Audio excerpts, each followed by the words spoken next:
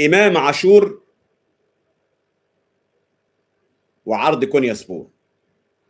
امام عمال ينشر صور لابتسامه وضحكه واستعداد وجديه، وينشر صور بره المعسكر مع بن شرقي وياسر ابراهيم ومروان عطيه ومحمد مجدي قفشه، والفيديوهات شغاله عليه في المعسكر ان هو جاهز والغزاله رايقه والدنيا 100 فل و14، لكن لسه ايمان ما وقعش.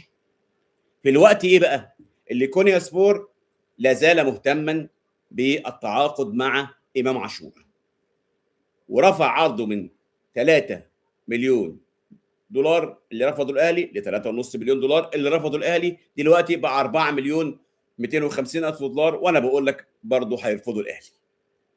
هنشوف الموضوع وفقا للكلام اللي جاي لنا ان في شبه اتفاق على ان امام يكمل في الاهلي، بس لسه الدنيا ما وضحتش هيكمل على اساس التمديد ولا على اساس العقد الموجود في الفتره الحاليه. لكن المؤكد ان امام عاشور مش هيمشي الموسم ده، صعب جدا كده. الحسين عموته مش هيسمح بحد يمشي من الناس اللي خدها معسكر اسبانيا، خلاص دي المجموعه اللي هيعتمد عليها.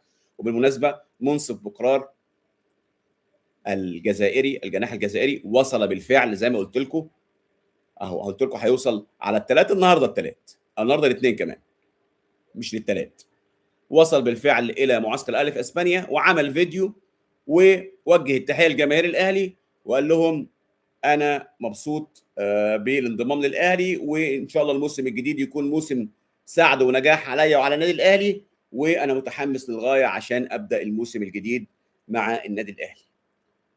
زي ما اقول لكم المعسكر بتاع الاهلي فيه شويه ضحك ولعب وجد وحب، بس ده من المشهد العام. لكن انا لسه قايل لكم قصه امام وكونيا سبور، ولسه الدنيا ما وضحتش قوي في التجديد او التمديد اللاعب. لكن في النهايه بن شرقي برضو حقيقه نشر صوره حلوه جدا مع محمد مجدي قفشه، وواضح ان محمد مجدي قفشه بدا يدخل الاجواء في النادي الاهلي كعادته. هو ذكي جدا في التعامل مع كل زمايله، وكل واحد حاطط ايده على كتف الثاني وباصين للملعب وكانهم بيقولوا ان احنا في غايه التركيز. واضح ان محمد مجدي قفشه ممكن يكون له دور كبير جدا في النادي الاهلي هذا الموسم، في ظل ما هو عايز ياكد للحسين عموته ان هو لسه الدهن في العتاق، ولسه محمد مجدي قفشه بتاع القضيه ممكن وبتاع الحاجات الحلوه اللي كان بيعملها مع النادي الاهلي. طيب في ظل كده لسه الكلام على محمد عبد المنعم، الراجل اللي عايز باك، فالكابتن ضياء السيد واحد من النجوم المتميزين وواحد من ابناء النادي الاهلي وواحد من اللي مرنوا محمد عبد المنعم في الاهلي وفي المنتخب، ادى رساله ناريه لمحمد عبد المنعم. قال له يا محمد انت مش فايق ومحدش هيفوقك غير الاهلي، ولو فكرت في الفلوس انسى يا ابني ان انت ترجع تاني وهتختفي. كلام قوي جدا وكلام ناري جدا من الكابتن ضياء السيد، خصوصا ان في عرض او في كلام ما بين ان بيراميدز ياخد محمد عبد المنعم او لا. لكن الكابتن ضياء السيد وكانه بيقول لمحمد عبد المنعم ما تمشيش على نفس النهج اللي كان ماشي عليه احمد فتحي ورمضان صبحي واللي سابوا الاهلي وعبد الله السعيد نفسه. ساعتها لما راح بيراميدز طبعا عبد الله السعيد في الزمالك ده حاجه ثانيه، يعني لو كان عبد الله طلع من الاهلي الزمالك ده حاجه ثانيه. انما انت بتتكلم على ان عبد الله فضل فتره طويله في بيراميدز ما عملش حاجه وما خدش بطولات الا لما راح نادي الزمالك، بل بيراميدز ما خدش بطولات الا لما عبد الله السعيد مشي، لو كلكم تفتكروا يعني. لكن الكابتن ضياء السيد بيقول له اياك وتكرار ما حدث مع رمضان صبحي واحمد فتحي، خليك يا ابني عايز تكمل في الاحتراف ماشي، عايز ترجع الاهلي، الاهلي اللي هيقدر يفوقك لو انت مش عارف تفوق في نادي نيس الفرنسي.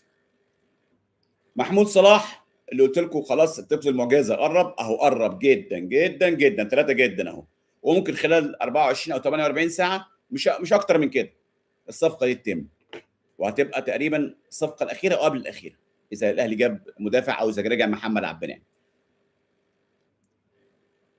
محمود صلاح المحله قدر ينزل يعني بالتفاهم مع الاهلي من 50 ل 40. الاهلي بدا يقول لهم طب ندفع 25 ونقسط ال 15 على كام قسط. المحله يعني ما قالش لأ يعني. وفي بنود الناس شبه متفق عليها، منها يعني الامتيازات والمساهمات والكلام ده كله، لكن لسه نسبه اعاده البيع الاهلي عايز يدفع 10، المحل عايز يدفع 25 عشان ترسى ايه، علشان ترسى على 15 او 20. دي النقطه المفصليه او النقطه الوحيده اللي لسه فيها تفاهمات. لكن انا بقول لك تقدر تقول ان محمود صلاح فلكيا في الاهلي لاعب بيجيد في خط الوسط 10، بيجيد على الاجنحه، بيجيد في مركز راس الحربه 9. السنه اللي فاتت لعب 28 مباراه وعنده 17 سنه، سجل 4 اهداف وصنع 3 اهداف لنادي غزل المحله في الدوري او في الموسم الماضي. فاضل 5 ايام على غلق القيد، والاهلي حتى الان يعني عنده يعني ترسانه هجوميه محترمه في زيزو، وفي طاهر محمد طاهر، وفي حسين الشحات، وفي اشرف بن شرقي، وفي محمد عبد الله، لو اضاف لهم كمان محمود صلاح، اعتقد ده هيبقى حاجه زي الفل، مع سفيان بكرار طبعا، مع سفيان بن جريده. اعتقد ان النادي الاهلي كده يبقى عامل تركيبه هجوميه يعني عظمه عظمه على عظمه. طيب ده بالنسبه للنادي الاهلي. اقول لكم بس ان محمد شريف يعني كان بيتقال ان في مفاضله بين عرض الشرطه العراقي وعنده عروض من ليبيا، لكن تقريبا محمد شريف يعني فلكيا في الشرطه العراقي. الى الشرطه مهاجم الاهلي او هداف الاهلي وهداف مباراه القمه دلوقتي في الجيل الحالي محمد شريف اصبح قريبا جدا من الشرطه العراقي، بينما يقترب كثيرا اشرف داري من الوداد. والوداد نفسه عن طريق بعض المسؤولين قالوا ان احنا قدرنا نقنع اشرف داري يجي، لكن لحد دلوقتي ما حدش عارف هو هيروح اعاره ولا انتقال نهائي، بحيث ان هو يفسخ عقده مع النادي الاهلي وياخد ال 25% من باقي مستحقاته، ولا يروح اعاره والاهلي يتحمل 50%. لسه مش عارفين الوضع ايه، لكن على الاقل الموسم ده الاهلي هيتخلص من صداع اشرف داري اللي ما حدش لغايه دلوقتي ولا عارف ولا داري هو كان بيعمل ايه الفتره اللي لعبها في النادي الاهلي. حقيقه شخصيا انا مش عارف يعني.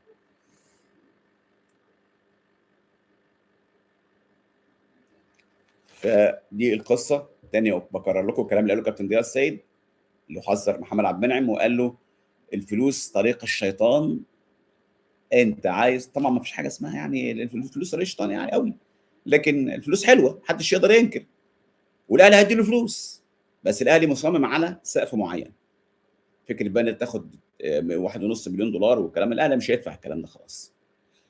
الاهلي ممكن يديله 25 مليون جنيه وبعد كده يشوفوا بقى نسبه الاعلانات اذا كانوا هيتعاملوا معاه في الاعلانات الفتره اللي جايه. سعد الشلبي المدير التنفيذي للاهلي قال رغم التكاليف الضخمه اللي بندفعها في كل المنشآت وكل الافرع اللي عندنا وكل اللعبات اللي ما بتجيبش فلوس والبطولات اللي بننظمها، لكن ما فيش حد في الاهلي بيبقى عنده ليه جنيه. احنا عندنا عدد هائل من الموظفين وبندفع حوالي 80 مليون جنيه شهريا مرتبات، لكن يوم 26 في الشهر كل موظف وعامل ومدرب ولعيب فلوسه بتتحط له في الحساب بتاعه يوم 26، ومحدش ليه مستحقات متاخره عند الاهلي. وده اللي بيميز النادي الاهلي. ده كلام الكابتن سعد شلبي، قال ما عندناش الكلام اللي انتوا عارفينه، اللي احنا ما حدش بيأخر فلوس والكلام ده كله. طيب